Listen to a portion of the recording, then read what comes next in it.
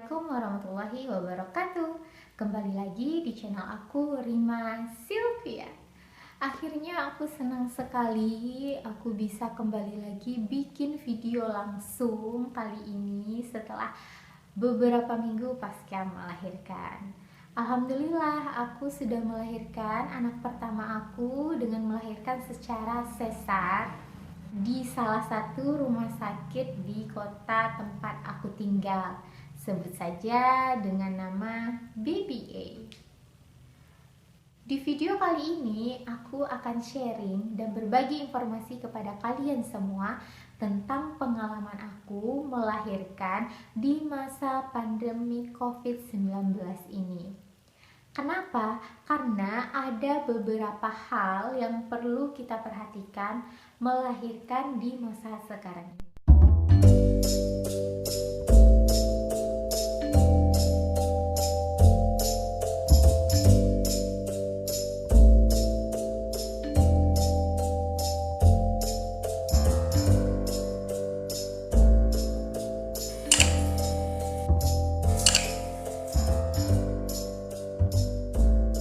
Kalian pernah mendengar gak sih berita yang simpang siur tentang ibu hamil yang anaknya meninggal di dalam kandungan sebelum dilahirkan?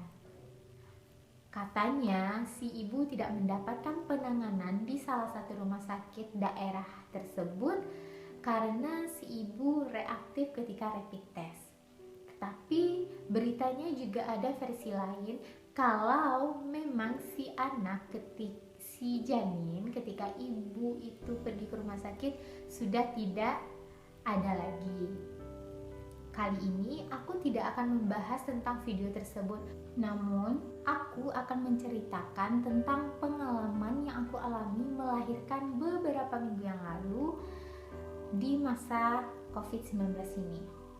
Mendengar kabar tersebut, rasa khawatir aku makin berlipat-lipat karena aku merupakan ibu hamil yang sudah mendekati HPL. Pada tanggal 20 Juni 2020, aku melakukan kontrol ke dokter kandungan, yang mana kontrol tersebut ternyata merupakan kontrol terakhir bagi aku. Hasil dari kontrol, dokter mengatakan bahwa janin aku belum masuk panggul dan plasentanya sudah mengalami pengapuran. Tentunya berita ini berita yang sangat menyedihkan bagi aku karena dengan keadaan janin demikian, dokter menyarankan selain janin harus dilahirkan dalam rentang 1 minggu dari jadwal kontrol tersebut, lalu janin itu juga harus dilahirkan dengan jalannya sesar. Secara aku sangat berharap untuk melahirkan, aku sangat berharap dengan jalannya normal. Nah, setelah dokter menjelaskan semuanya, aku mulai bertanya terkait juga dengan berita yang beredar tersebut, bagaimana sih proses melahirkan sekarang ini. Benar saja, dokter aku menjelaskan tentang prosedur melahirkan di masa pandemik COVID-19 ini, apalagi dengan jalannya sesar, yaitu kita harus melewati beberapa tes, yang mana tes tersebut terdiri dari yang pertama rapid test, yang kedua adalah tes paru-paru dengan jalannya ronsen, dan yang ketiga adalah cek darah. Lalu dokter pun meminta saya untuk berdiskusi kepada suami dalam waktu 1 minggu itu. Pilihlah waktu, tanggal, hari yang aku dan suami mau untuk melakukan operasi sesar. Nah, setelah keluar dari ruangan, aku jelaskan kepada suami tentang apa yang dikatakan oleh dokter. Nah, selanjutnya aku pulang dan berdiskusi dengan suami di rumah bagaimana nanti dan menyusun rencana kalau hasil dari rapid test yang aku jalani nanti positif, lalu hasil swab test juga menunjukkan positif, rumah sakit mana yang akan dituju. Semua berkecamuk pikiran aku semakin kacau. Secara aku hanya berdua dengan suami. Nah, akhirnya setelah berdiskusi, aku dan suami memutuskan untuk melakukan operasi itu pada tanggal 25 Juni 2020. Keesokannya aku dan suami menghubungi dokter dan memberitahu keputusan kami, dan dokter sudah mengkonfirmasi kalau nanti pada tanggal yang kami pilih dokter bisa. Namun pada tanggal 22 Juni 2020 sekitar jam 12 malam lebih, Allah berkehendak lain. Pada malam itu aku merasakan kontraksi. Kontraksinya semakin lama semakin sering terasa, semakin lama semakin kuat terasa, tetapi aku masih bisa menahannya. Jadi pada malam itu aku masih bisa menahan kontraksi hingga subuh. Ketika jam 5:30, karena memang kontraksi semakin lama semakin intens, 5:30 aku dan suami putuskan untuk langsung ke IGD rumah sakit yang kami tuju. Di perjalanan aku masih berpikir bagaimana nanti hasil rapid testnya, bagaimana nanti kalau misalnya hasilnya positif. Nah, di perjalanan aku hanya bisa diam sembari merasakan kontraksi-kontraksi yang terjadi. Sesampainya di rumah sakit, aku dan suami langsung ke ruangan IGD untuk mendapatkan penanganan. Nah, ketika masuk ke ruangan IGD, aku dan suami dicek suhu tubuhnya terlebih dahulu. Suhu tubuh aku menunjukkan di angka 36 derajat Celcius, dan sementara suhu tubuh suami aku menunjukkan di angka 38 derajat Celcius. Aku kaget, aku shock, kenapa takut kalau misalnya suami aku ikut dites nanti apakah akan reaktif atau bagaimana, dan alhamdulillahnya suami aku tidak ikut dites. Setelah diukur suhu tubuh, aku diarahkan oleh petugas untuk beristirahat di ruangan IGD. Sementara itu suami aku mendapatkan penjelasan dari petugas tentang prosedural melahirkan secara sesar di rumah sakit tersebut.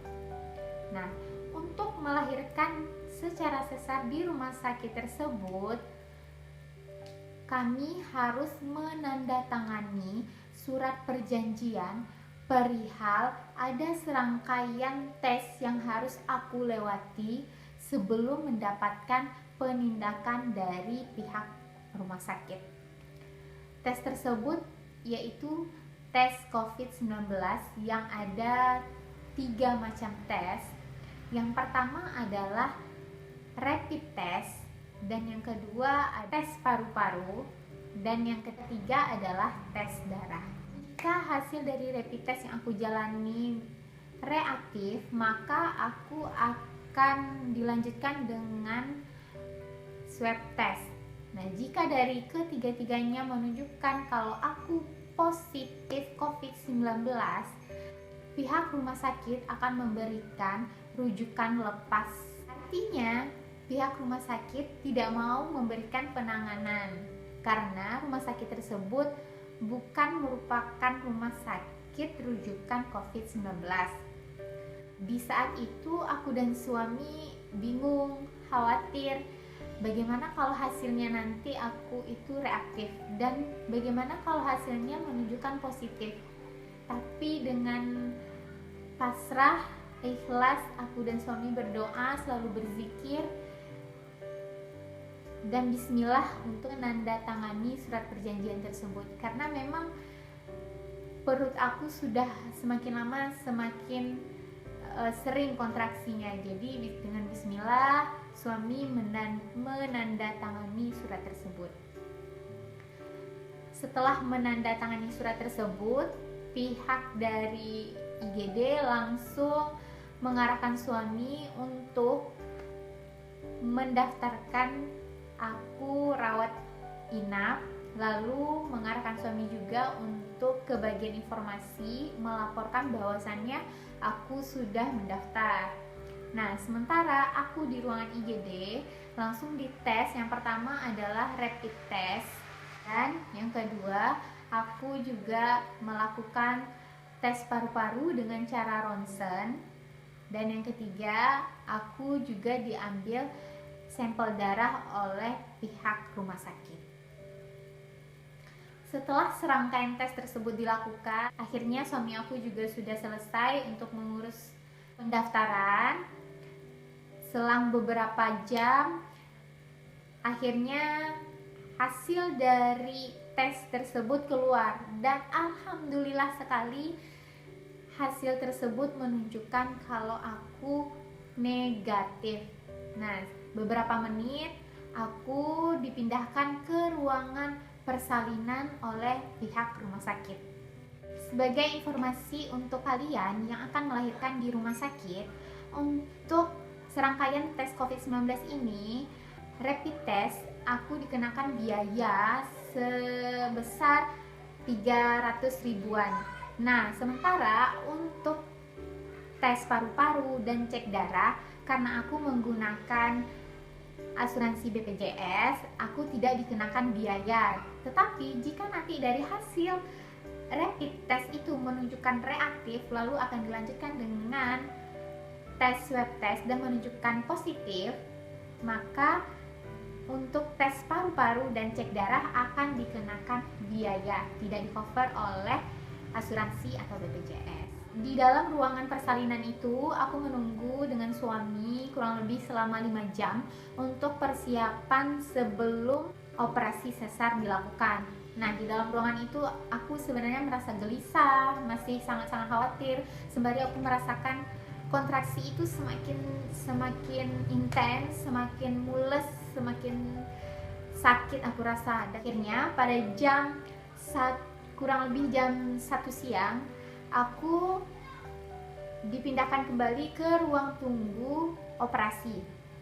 Nah, di dalam ruang tunggu operasi ini aku masih bisa ditemani oleh suami, dan kurang lebih 40 menit aku dan suami menunggu proses operasi dilakukan. Di dalam sana rasa mules, rasa sakitnya itu semakin meningkat.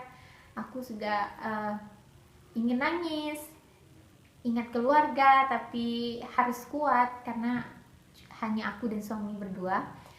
Dan jam 2 kurang aku sudah diminta untuk masuk ke dalam ruangan operasi.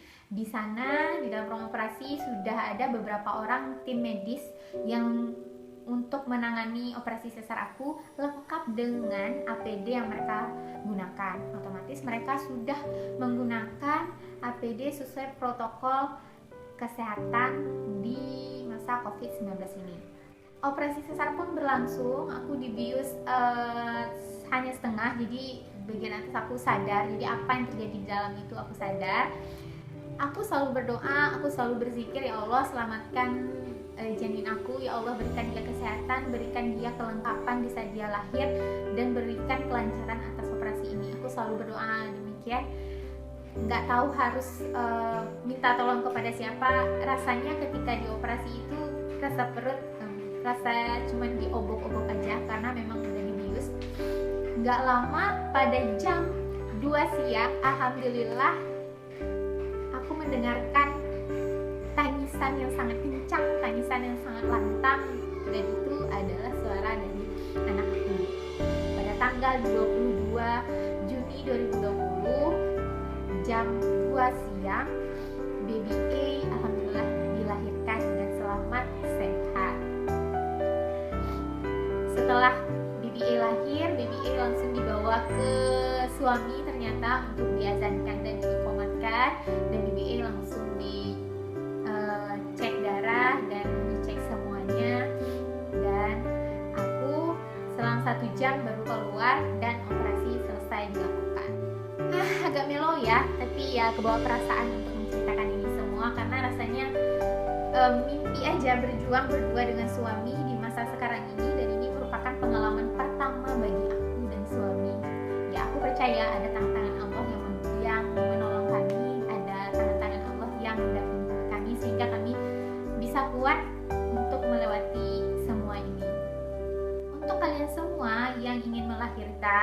mendekati HPL, saran dari aku yang perlu kalian persiapkan, selain mempersiapkan yang pertama adalah dana, yang kedua adalah perlengkapan, yang ketiga adalah menyiapkan mental.